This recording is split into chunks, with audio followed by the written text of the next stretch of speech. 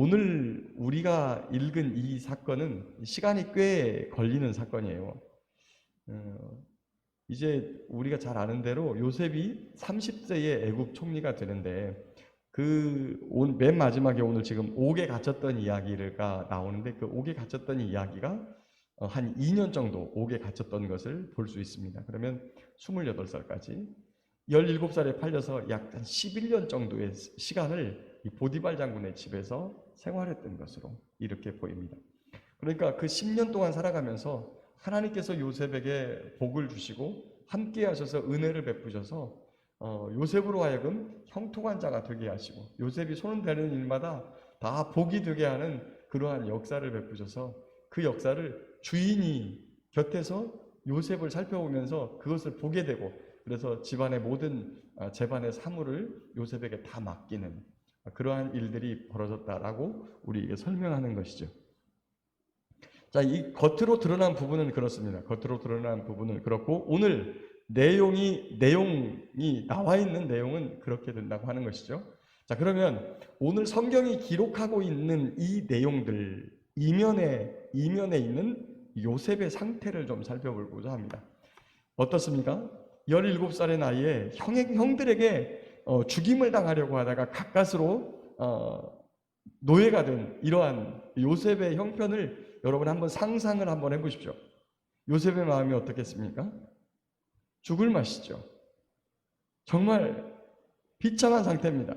아버지 야곱이 그를 사랑하여 채색옷을 지어 입히고 당시에는 사실은 채색옷이 매우 귀한 집에 그 아들들에게 지어 입혔던 그런 옷인데 보통 아들들에게는 그런 옷을 지어 입히지 않고 이 요셉에게만 그런 옷을 지어 입혔어요.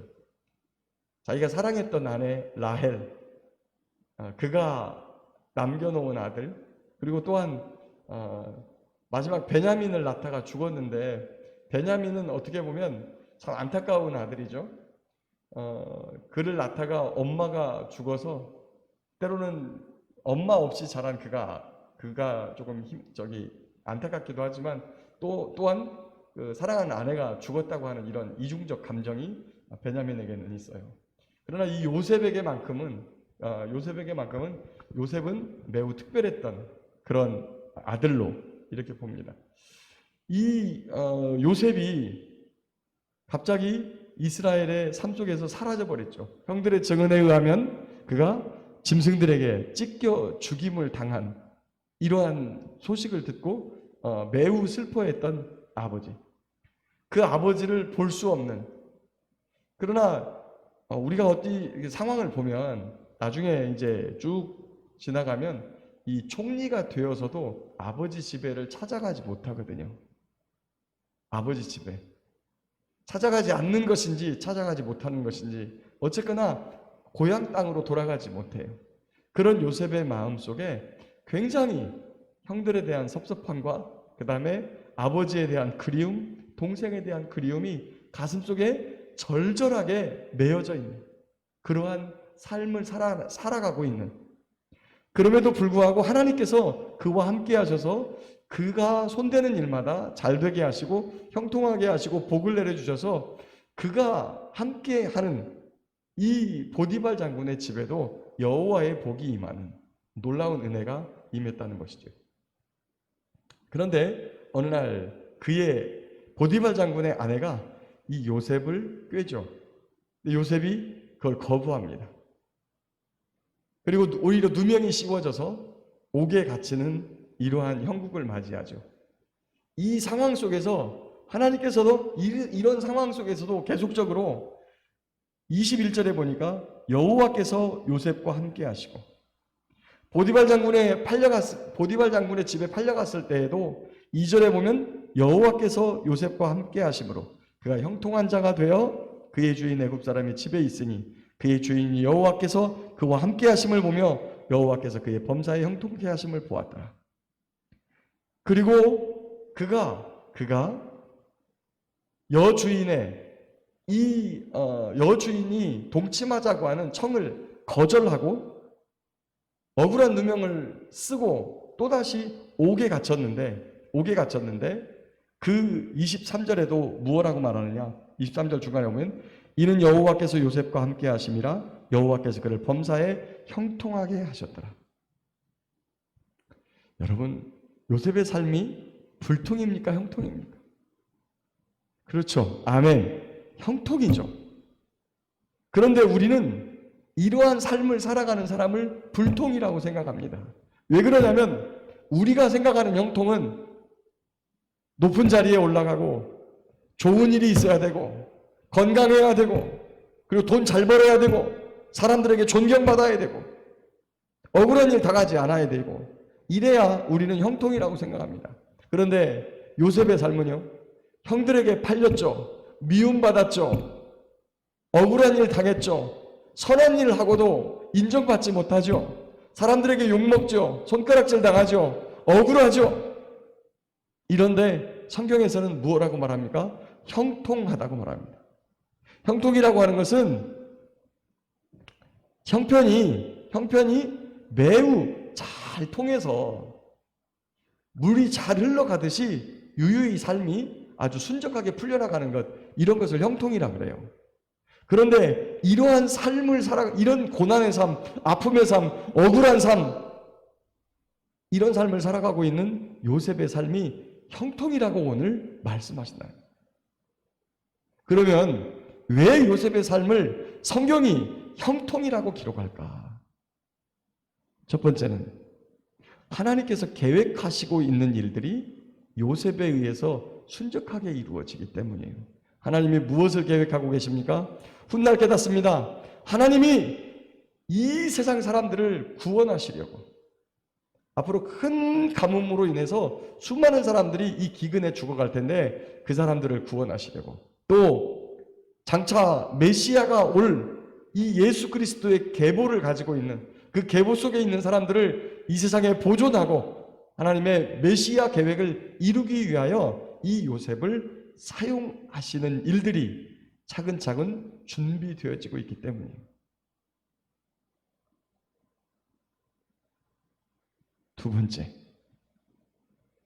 그 언약의 당사자, 하나님의 계획의 그 중심에 요셉이 서 있는데 요셉이 그 길을 버리지 않고 믿음으로 가고 있다는 사실입니다. 그 사실을 어디에서 볼 수 있느냐? 이 여자가, 보디발 장군의 아내가 이 요셉을 유혹할 때 요셉이 이렇게 대답합니다. 이 집에는 나보다 더 큰 이가 없습니다. 주인이 아무것도 내게 금하지 아니하였어도 금한 것은 당신뿐이니 당신은 그의 아내가 되기 때문입니다. 그런즉 내가 어찌 이 큰 악을 행하여 내 주인을 배반하겠습니까? 내 주인에게 죄를 짓겠습니까? 이렇게 대답했어야 되는데 요셉은 그렇게 대답하지 않고 내가 이 큰 악을 행하여 내 하나님께 죄를 범하겠습니까? 죄를 짓겠습니까? 다시 말하면 하나님께 죄를 범하지 않는, 늘 하나님을 하나님을 앞에 모시고 살아가는 코람데오의 삶을 살아가는 이 요셉의 삶이었기 때문에 이 본문은 그를 형통한 자라고 말하고 있다는 것. 오늘도 우리의 삶에 많은 일들이 있습니다. 때로는 고난의 일, 때로는 질병과 아픔의 일, 때로는 억울함의 일, 여러 가지 일들이 있지만 나는 그런 어려움과 아픈 상황 속에서 또 이 세상에서 그 반대로 좋은 일들도 있을 수 있죠. 높은 자리에 진급해서 올라갈 수도 있고 또 부자가 되고 돈이 잘 생기는 일이 생길 수도 있고 이런 일들이 생기지만 나는 어떤 자리에 있을 수 있느냐? 때로는 그렇게 좋은 일들이 자식들도 잘 되고 형통하고 평안하고 이렇게 되면서도 내가 하나님과 가까이 하지 않고 악을 꾀하는 자리에 함께 있고 심중에 죄를 품고 있다면 그런 삶은 형통의 삶이 아닐 것입니다. 오늘도 저와 여러분과 하나님께서 함께 하심을 믿습니다. 하나님께서 함께 하셔서 내가 형통한 자가 되기 위해서는 오늘도 그 하나님을 내 앞에 모시고 정직하게 죄를 범하지 아니하고 악한 것을 꾀하지 아니하고 하나님 앞에 살아가는 우리의 모습이어야 됩니다. 또한 하나님께서 이 땅에서 우리의 삶을 통해서 이루고자 하시는 바가 있습니다.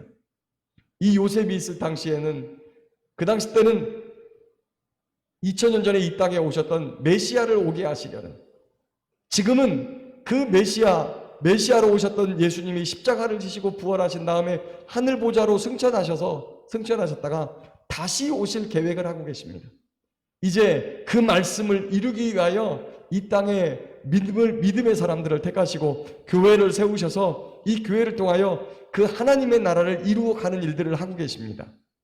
우리와 함께 하시는 하나님, 그리고 그 하나님께서 함께 하셔서 우리가 형통한 자가 되기 위해서는 오늘도 그 주님을 내 앞에 모시고 정직하게, 바르게, 성실하게, 신실하게 믿음을 가지고 믿음 위에 굳건히 서서 주님과 함께 동행하는 삶, 바로 그것이 형통한 자의 삶일 것입니다. 어떠한 경우에 있을지라도 주님과 함께하며 함께 하시는 주님을 가슴속에 모시고 눈앞에 모시고 그 주님과 함께 기쁨과 즐거움으로 죄 가운데 거하지 아니하고 믿음 가운데 거하여 형통한 자의 삶을 살아가는 저와 여러분 모두가 될 수 있기를 예수님의 이름으로 축복합니다.